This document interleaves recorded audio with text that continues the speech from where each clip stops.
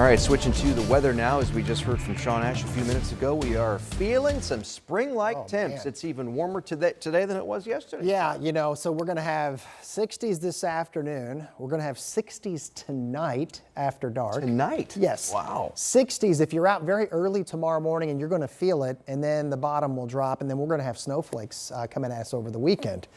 Usually this time of year to get that transition, potential for some severe weather. So definitely going to have some storms. Whether or not we get severe is going to be questionable, but something that Angela and Matt will have you covered with overnight. So, but don't be surprised if you hear some thunder. Our average high, by the way, is 36 degrees.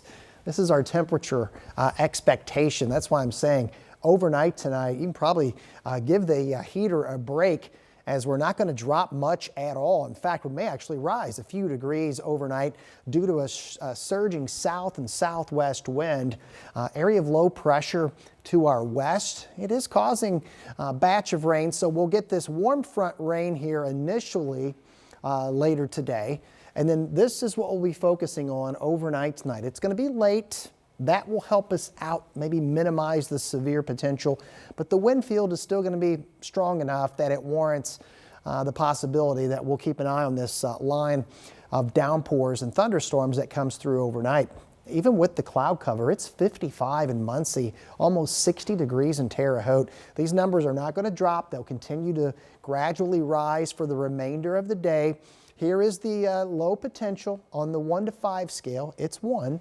But that means it's a possibility that we could get some severe thunderstorm warnings with this line that comes through. Now, here's Future Track 13 right around 9 o'clock. Okay, for the metro area, we're going to bracket between about 1:30 in the morning to about 3:34 in the morning when the bulk of this action will come through, and then eventually starts to slide over to the east here. All right.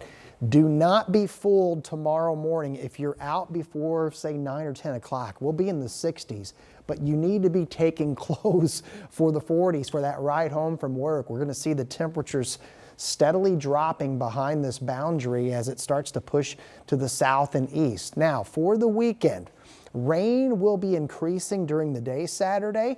It eventually will mix with and change over to snow.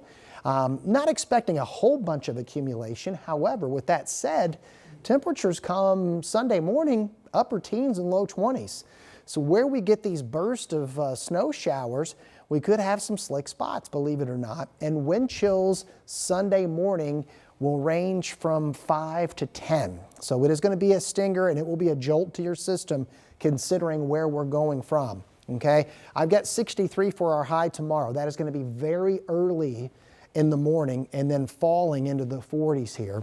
Rest of the 7-day forecast now, you see that rain snow action there on Saturday. Sunday is going to be a sharply colder day compared to where we are and where we'll be early tomorrow morning. And then as we go into next week, temperatures about where they belong for this time of year, upper 30s, lower 40s.